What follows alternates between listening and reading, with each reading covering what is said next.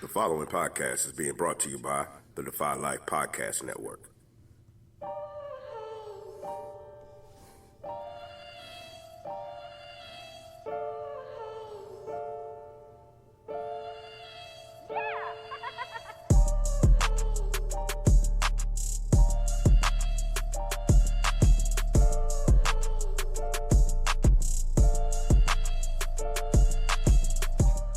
Welcome back to the Defy Life Podcast, brought to you by the Defy Life Podcast Network. This episode is sponsored by Bud Bottles, home of the Bud Bottle and the Bud Freshener. Please visit budbottles.com for your odor eliminating needs. This is episode 210. Y'all come on in, wipe your feet off, close the door behind you. This is your host, J.R. Glimpf, joined by my wonderful co-host, Lincoln Glimpf. How's it going today, Link?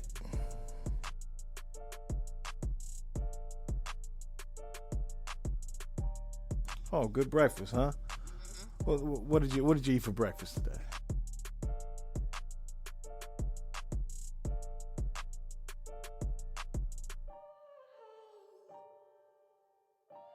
Oh, you fancy, huh?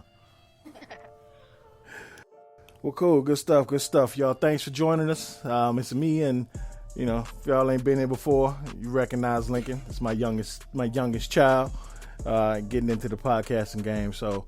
Definitely excited, man. We're going to talk about some NFL free agency, some trades, and wrap things up and focusing on our Pittsburgh Steelers. So let's get right on to it, man. And shout out to Pooh and Al. We've been gone for a while, so we're back. But Pooh and Al will be joining us on a later show. But so they ain't going nowhere. They just weren't available at this time. But we wanted to get y'all some content, and we wanted to talk about some NFL free agency. So let's jump right into it, man. Before we do get into the meat of the show, I want to give a shout out to our patrons.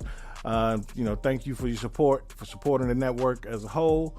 If you are interested in becoming a patron, go over to patreon.com/GoDefyLife and become a patron for less than your favorite meal at a fast food joint.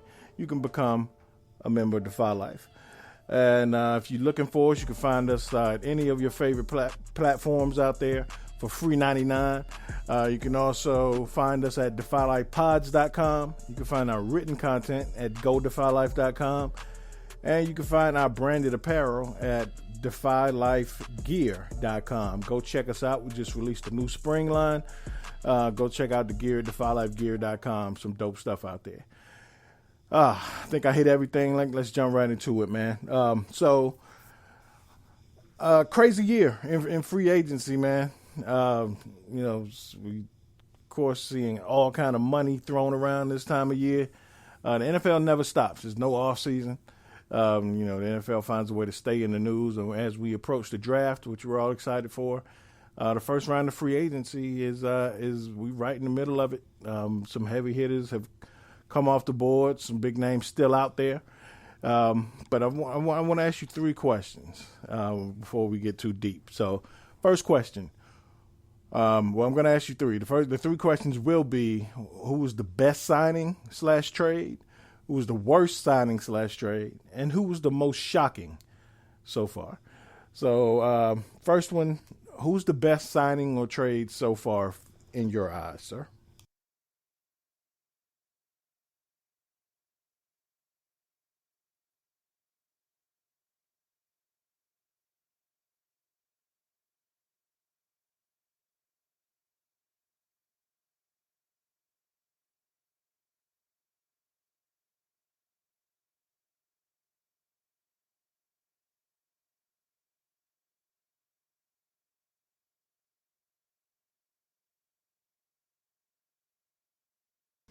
Yeah, and the Raiders signed Davante Adams after they traded. They trade a first and a third? I think. And they signed him to a 3-year, $69 million contract. So I think it was a first. Yeah, first and second. Right. But they signed him to a big 3-year deal for $69 million. Big deal for Davante Adams. Yeah, that's a good one, man. Definitely amongst the top. For my best, I think I'm going to go Chandler Jones to the Raiders. Again, the Raiders are making big moves. They have been notorious in the past for spending a lot of money and not getting results. But I think, when you add guys like Devontae Adams, with a steady, reliable quarterback like Derek Carr, and including another weapon with Darren Waller, so he doesn't.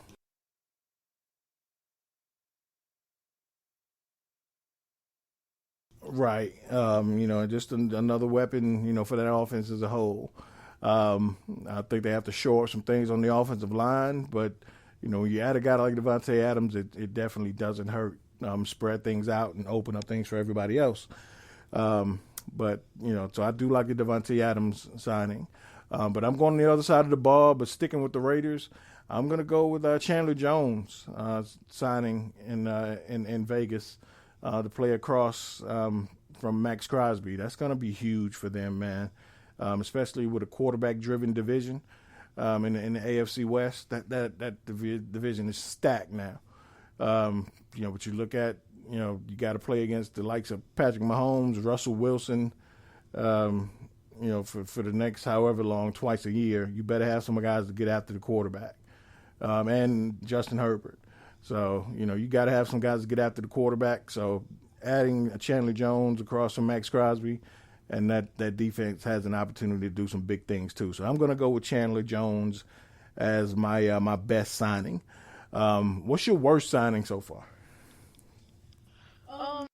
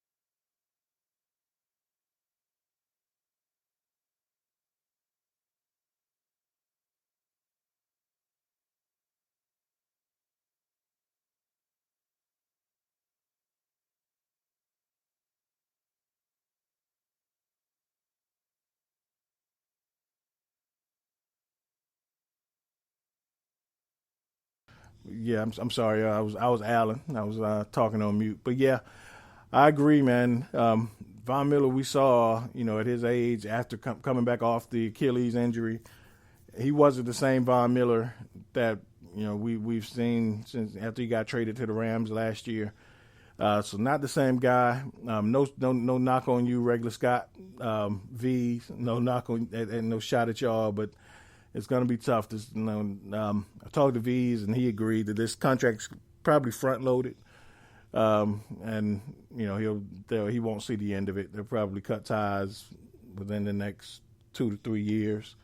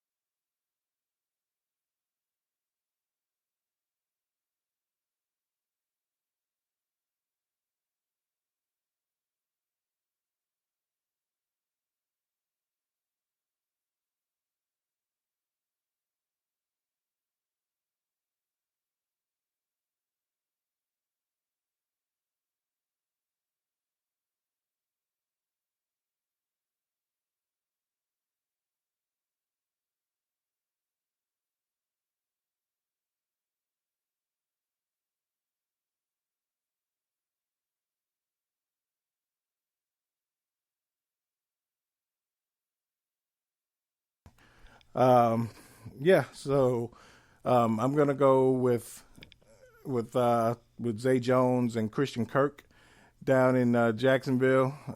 Sorry, y'all, I was talking on mute again. But yeah, I'm gonna go with Christian Kirk and Zay Jones. Just don't think either one of those guys are top tier receivers in this league, and you're paying them like top tier guys. So yeah, I don't think Jacksonville's gonna get the return on investment either. Who's your most shocking signing or trade, Link?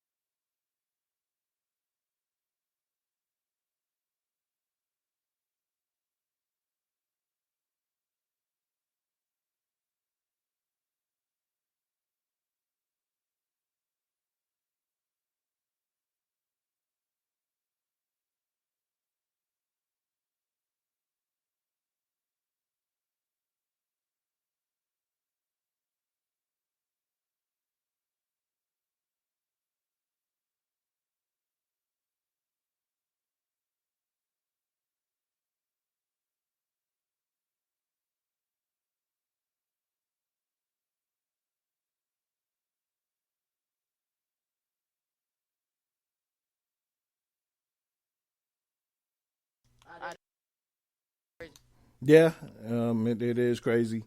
Again, that being your best move with Devontae Adams also was very shocking.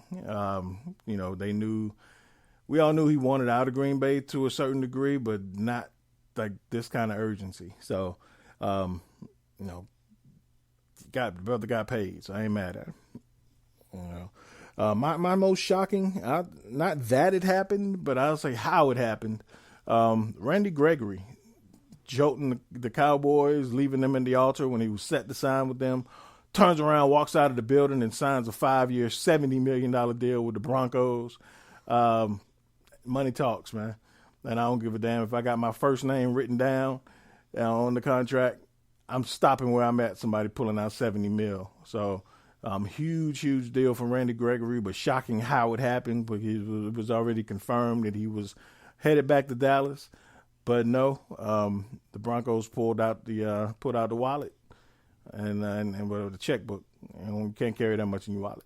They pulled out the checkbook, man, and brought Randy Gregory to town. So shout out to Randy Gregory. Hopefully they won't have to play the Cowboys anytime soon because I'm sure they'll be after them. So, but yeah, man, crazy time and all around the league. This time is, I always say, the NFL is a soap opera, man. It's like a reality show. We enjoy it.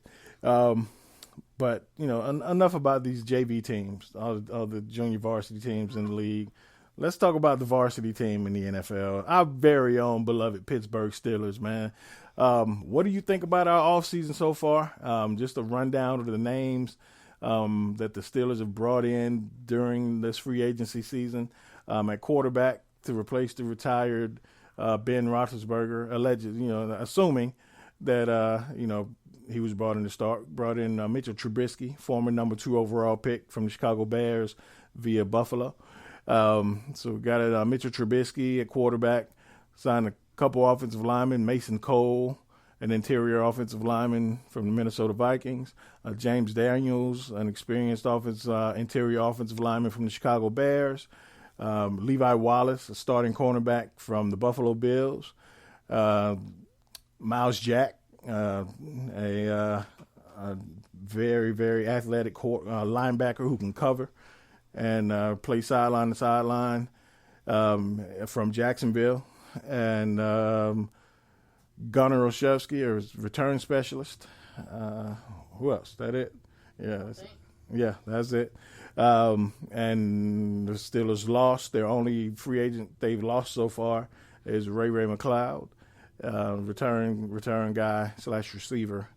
Lost him to the 49ers, but again, he was replaced by Gunnar Olszewski. So, Link, from my Steelers, what do you think about the haul so far overall, and what's your favorite?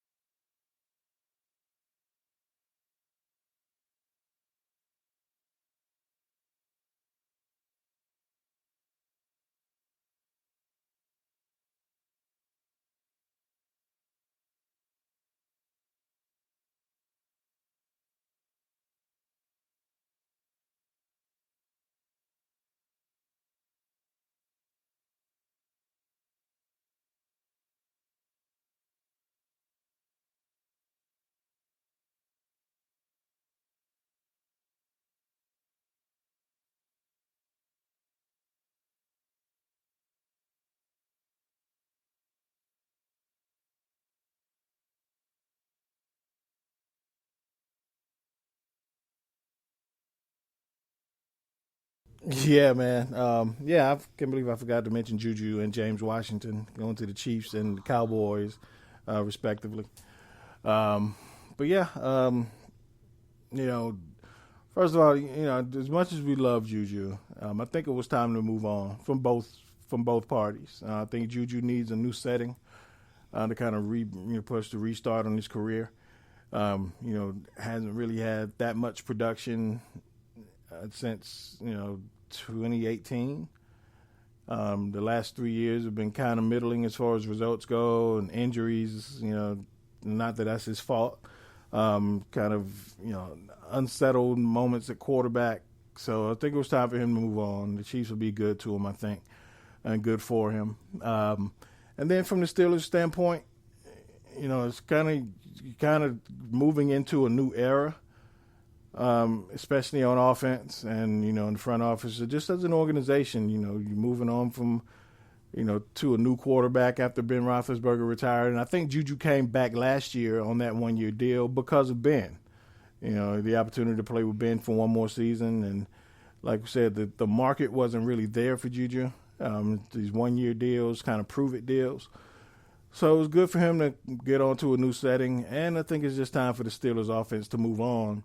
You're finally going to get an opportunity with a mobile quarterback in Trubisky to run Matt Canada's full offense. So Juju's not really big. His game is just not based on separation.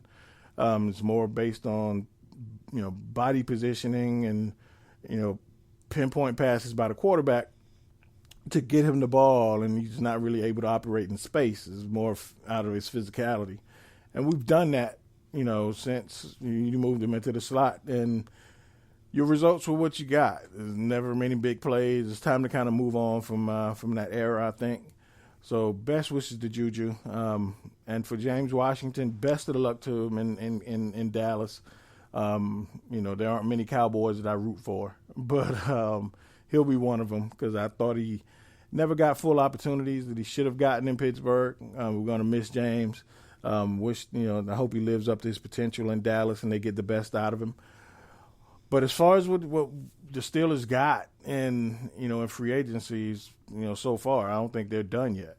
But Trubisky, again, just a mobile guy. And please don't take this wrong. I'm not saying Mitchell Trubisky is a better quarterback than Ben Roethlisberger. But at this point, I think, Ben, at 38, 39 years old, he wasn't mobile, and you couldn't really run that offense, and he was kind of set in his ways as far as what he liked in the offense. So a lot of it was coming from what he liked and what he was capable of. I just think Trubisky is more of what modern offenses need and what Matt Canada's offense needs. As far as the offensive line, we had to do something to shore up that line because it was probably the worst line in the league last year. So bringing in Daniels and Cole and bringing back Chuks Okorafor and the return of a healthy Kevin Dotson, and Dan Moore at left tackle, kind of shores up that line, and they're all 25 and under, and it creates some competition. Iron sharpens iron, man. So, fix some more things in the draft, get some speed at receiver, maybe bring in a veteran presence. They're talking about the likes of Julio Jones or A.J. Green. And I like that for a veteran presence and for guys who can not come in and be a number one or a number two receiver, but play 20, 25 snaps a game and, or a little more, but to do specific things, not have to carry, the receiver room. So I like that idea. But, you on the other side of the ball, you got a Miles Jack at linebacker to replace Slow Joe and Joe Sherbert. Joe Sherbert was slower than a Friday before Christmas. And bringing a guy like Levi Wallace, bring back Okello Weatherspoon on the other side at corner, move Cam Sutton back into the slot. I love it. So now you just got to re-sign Minka Fitzpatrick and, find whether you re-sign Terrell Edmonds, go after the Honey Badger, whatever you do at the other safety spot, to just find somebody that can complement and play well opposite Minka. But I like it, man. So I know I know you are not a Matt Canada fan. So as he rolls his eyes, Lincoln is not a Matt Canada fan. So I want to know, with Mitchell Trubisky, a guy that you've seen that can move and be mobile and kind of be what and get the full experience of Matt Canada's offense. First, tell me why, because I know you don't think Matt Canada deserves a second season. Tell me why, and tell me what do you think of the possibilities now that you know he's going to be here?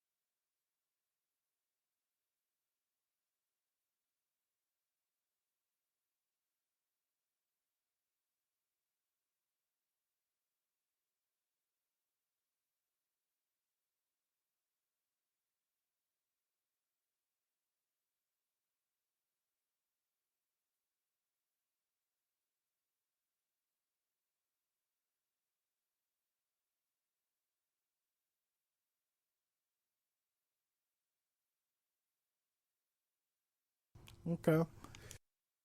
Um. So, and I feel you. You know, I mean, but as a as a coordinator, you are kind of hamstrung by the pieces you have to work with at times. But also as a coordinator, you got to be able to adjust. But it's hard to do with an 18-year veteran at quarterback who's used to what he's used to and likes what he likes. And it's probably at one point was probably the third most powerful person in that organization, fourth behind Art Rooney, Kevin Colbert, and Mike Tomlin. Ben was probably next in line as the most powerful person in that organization. So you got to kind of listen to the vet to a certain degree. But that's one thing I will say. For a long time, the Steelers' offense has been star-driven and has been talent-driven versus scheme-driven. And like you said, when you're not able to, or you're just not scheming players open in routes and on offense, it's so tough. Like even as far back as the Antonio Brown and young Juju days, Le'Veon Bell days, like they were just dependent on independent routes and allow star players to beat their man on every play. And this didn't start with with Matt Canada. It was back to the Todd Haley days where there were just independent routes that you were just hoping that AB's sheer talent would get him open versus scheming him open so much. And that's continued to happen. So hopefully things change when you're able to implement Matt Canada's full offense.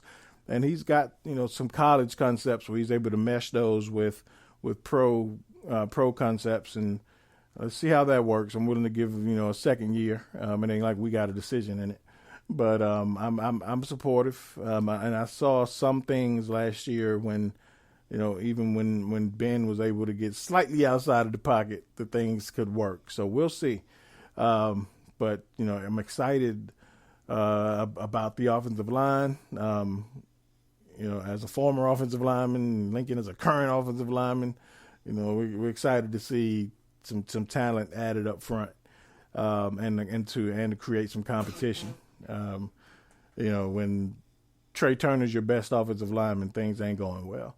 So, hopefully the changes will be fruitful in some progress. But yeah, so that's our Steelers. Before we go, really quick, man, the draft is coming up. We're going to get deeper into the draft with Lincoln, Al, and Pooh in the next week or so and start really, really digging into the draft coming up in April, late April. But, as a Steelers fan, for one, what do you see? The first question, what are our top 3 needs in your mind going into the draft?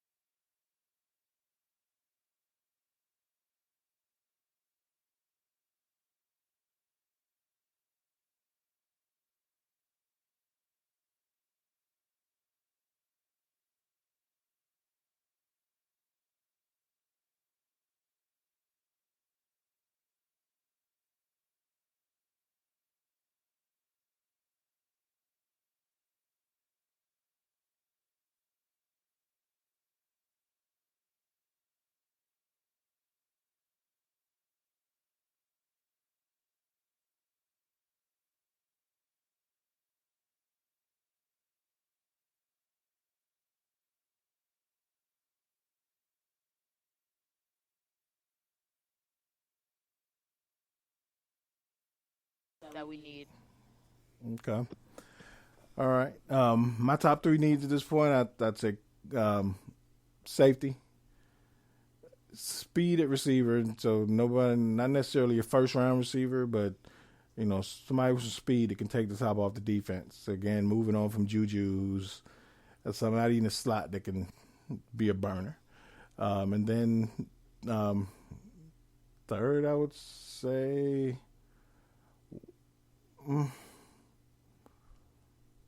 Probably tackle, offensive tackle. Get some guy that we can develop, much like we did Chooks. That'd be helpful. So again, not a top tier pick. I think the free agent signings, one thing it did was open up our opportunity to just draft the best player available. So and I think at this point in the first round, wide receiver is a sleeper pick for the Steelers. And I think in the later rounds, I think tight end might be a sleeper pick. Somebody, maybe an athletic tight end, if you can find somebody. At one point, Darren Waller wasn't Darren Waller. He was a big receiver who they turned into a tight end. So if you can find somebody who's an athletic tight end who can get down the field and kind of be a compliment to Pat Freiermuth, I like that. So, dream scenario. Who are your, well, I ain't going to say realistic scenario. Who are your top 3 players on your wish list in the first round for the Steelers?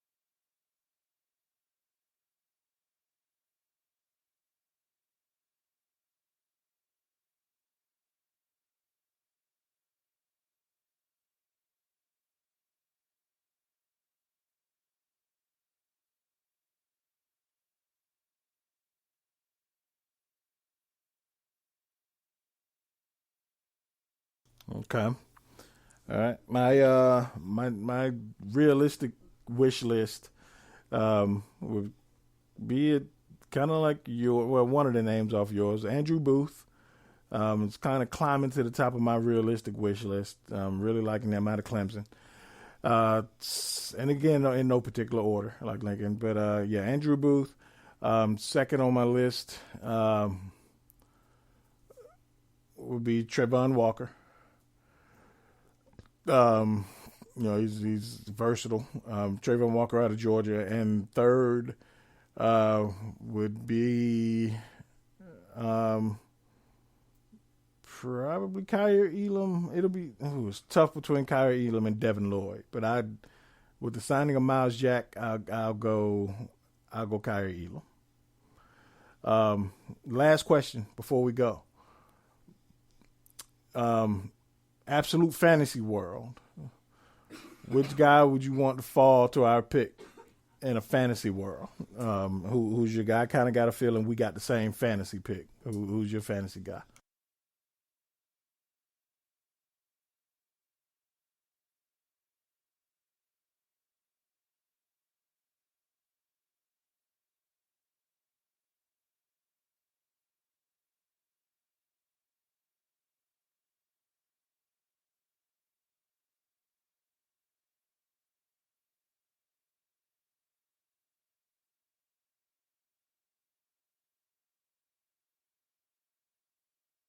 Amazing.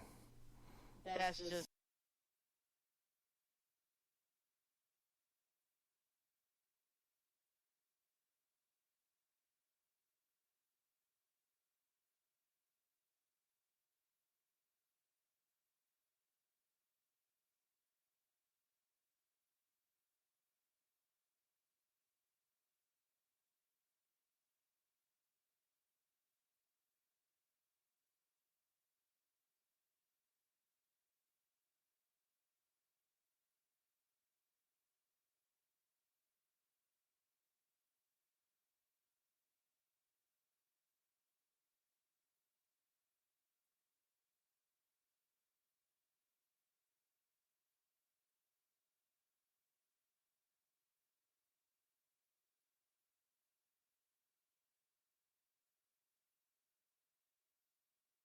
Yeah.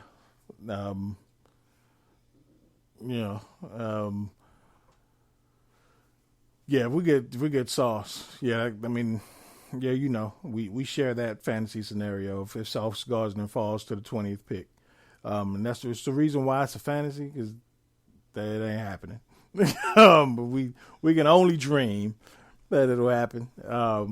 And I'm with you. If Desmond Ritter's there in round two, I'm snapping him up. If Desmond Ritter's there in round one, I consider it. If all my other cards, if Booth, Gardner, Stingley, Elam, they're all off the board. Cross. Yeah, Cross. All right. But I think for me, well, I asked you this. I know I said that was the last question, but I lied. Last question, absolutely, I promise. A late round guy who's you love, but you like, we probably talked about him before. Who's a late round guy who's going to be around the later rounds, that if we snap him up in the fifth round, you'll be seventh round. You're extremely excited. Any round after round three.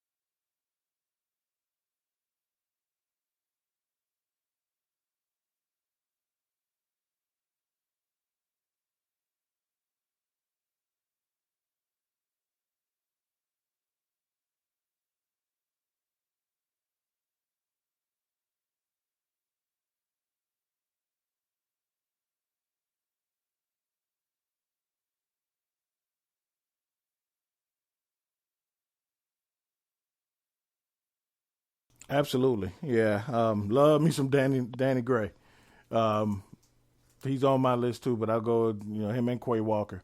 I'm gonna throw a name out that just so I can have a different name out there, a couple different. But Darian Beavers, another Cincinnati guy, linebacker, of course. Again, third, fourth round guy that with the signing of Miles Jack, he doesn't have to come in and play right away. He can start out on special teams, but I love Darian Beavers. And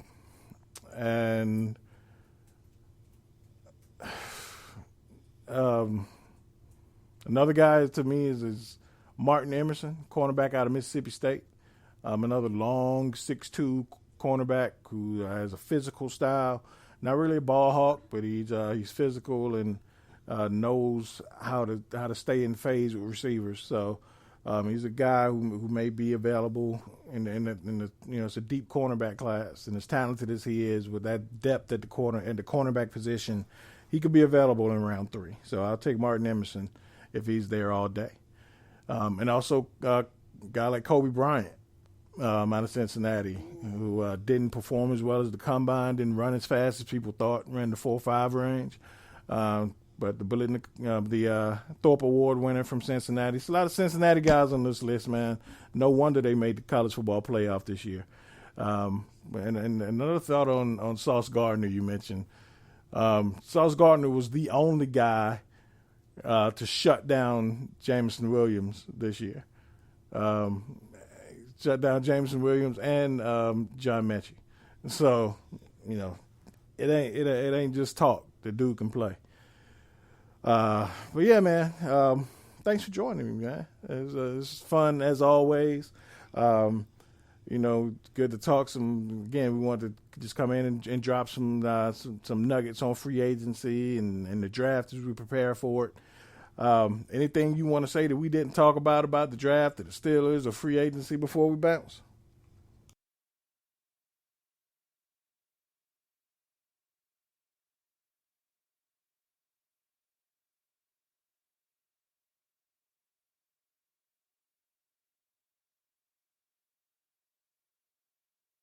I have nothing else. All right. Well, welcome to the AFC North, DeShaun Watson. Look forward to kicking your ass twice a year for the next 10 years. And so you can ask Joe Burrow and Lamar Jackson how it feels. All the best to DeShaun, man. My kid, but I'm serious. That's all we got, man. Al, Pooh, look forward to y'all coming back and talking some draft with y'all soon. Y'all, we'll see y'all again next week. Until then, defy life.